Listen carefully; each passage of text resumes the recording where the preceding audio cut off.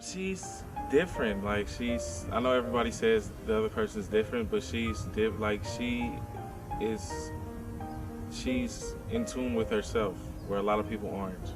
You know what I mean? Like a lot of people are trying to be something they're not, or trying to chase something that somebody else is.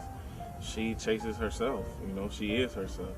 She doesn't try and be something that she's not, and she doesn't put on the front like she's somebody else that she's not. She was the first person I went to for when I was looking for a choreographer for the show I'm doing right now. So I didn't ask anybody else. I didn't want anybody else because she's that good.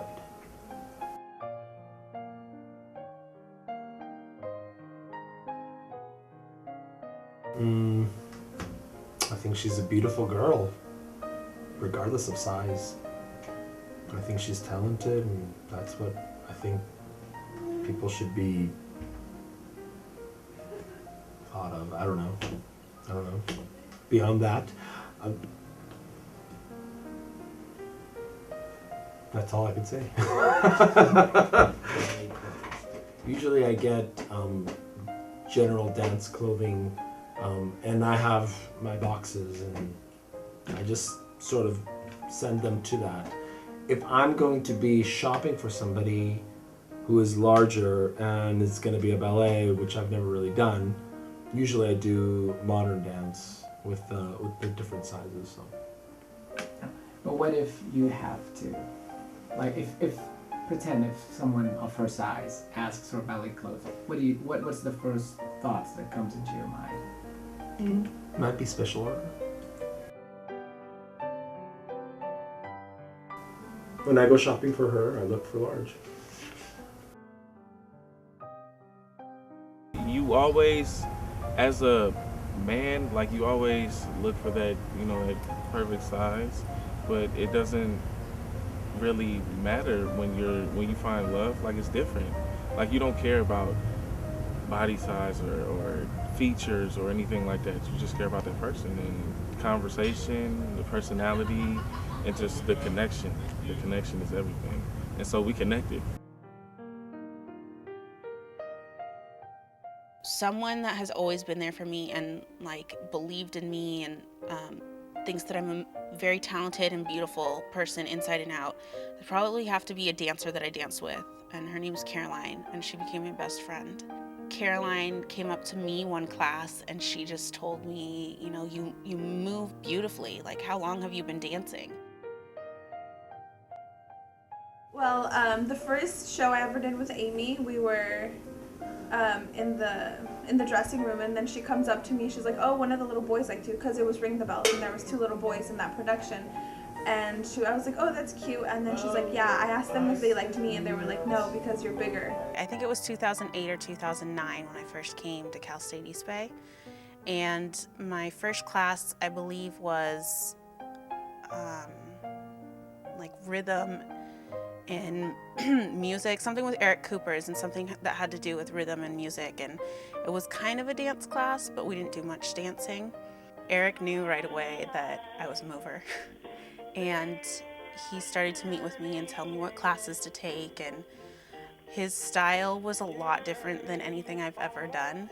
So in some of my classes with Eric Cooper's, I learned a lot about body image and about fidgeting and fixing your clothes and stuff, because I'm always one who like wants to hide and tuck and pull things so that they cover my rolls or make me look slimmer or slender, because I'm used to everyone either like pointing that out to me or just getting these weird looks from people because, like you can actually see my stomach or whatever.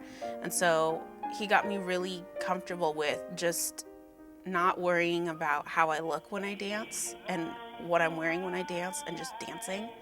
And I think that was the best thing that ever happened to me, was being able to let go of like structures and of what people expect you to do when you dance, whether it's just in class or when you perform, is just be able to be there and be in the moment and not really worry about what other people are thinking, or are they seeing this side of me? Are they seeing my fat thigh? Are they seeing my fat ass? Or are my boobs hanging out? Am I showing too much cleavage? Stuff like that. So I definitely am so thankful that he helped me be so comfortable with that.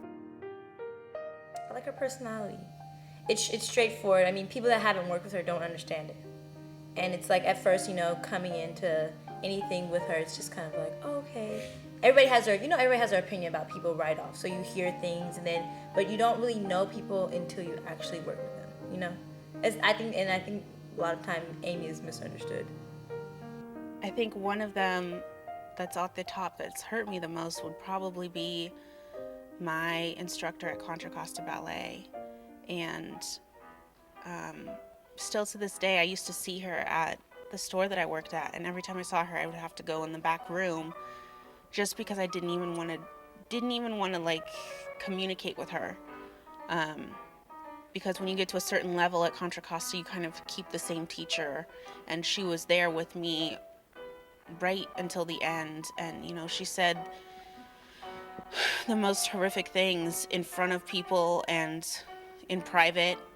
And the last thing that she said to me was that I needed to lose 30 or 40 pounds if I wanted to come back in the fall, because we have a break over the summer. And she said, I hope I don't see you in any of the classes over the summer, because you really need to focus on losing weight. And the only way that you're going to be able to continue dancing with us is if you lose 30 to 40 pounds.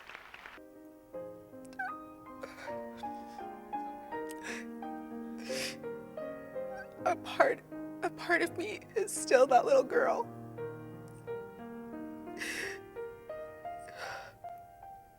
In my ballet class,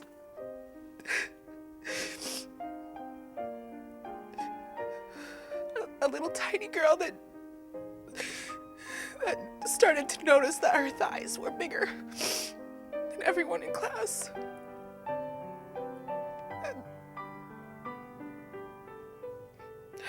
That came home with bruises on her side and her stomach from her teacher poking at her so much.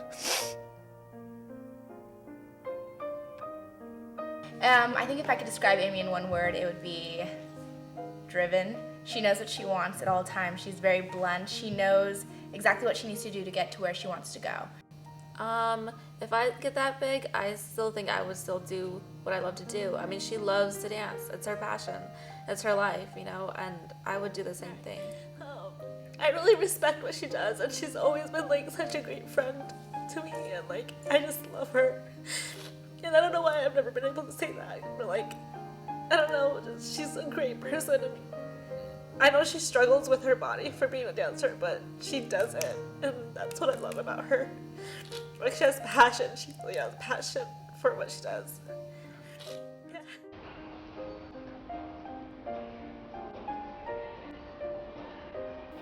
I'm not comfortable in my size when there's nothing to cover me up in front of an audience, because I think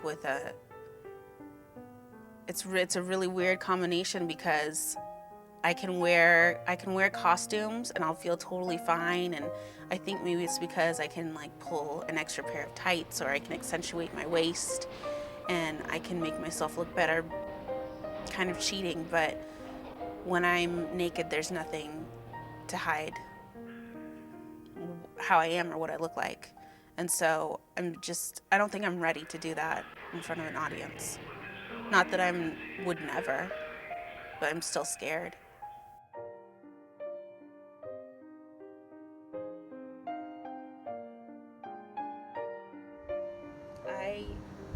I'm not afraid when I look in the mirror.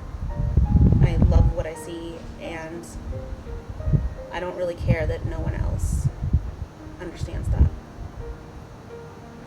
He understands.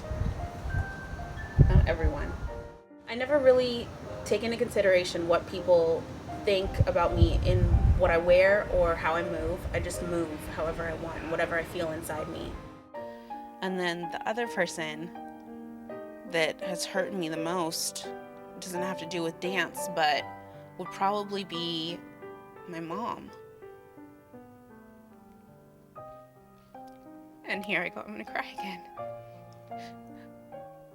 Because, you know, I started dancing to exercise.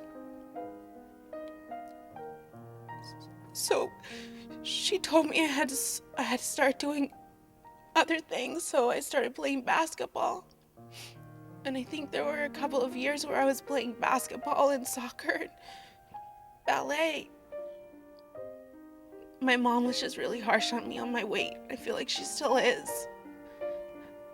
And she always tells me in every show that she goes to, which isn't many because she always seems bothered to go to them. But she tells me how I look, you know, and it's one of the first things that she ever says to me is, it's either, oh, you look beautiful on that stage, you moved beautifully, or why were you wearing that? You looked disgusting, you looked fat. Why could I see your fat rolls? Did you not realize what you were looking like? And it's been really hard because every step I take, I feel like I get completely knocked back down all those stairs whenever my mom says something. It's hard sometimes because it's a battle that I'm almost never gonna win. I feel like I'm constantly fighting it. And no matter how comfortable I think I am, there's still a little part of me that still goes back to being that little girl.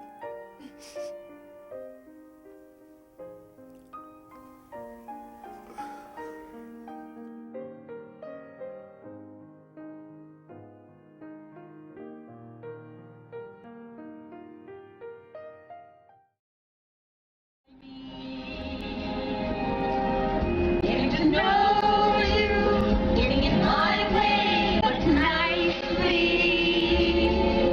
You're precisely my cup of tea.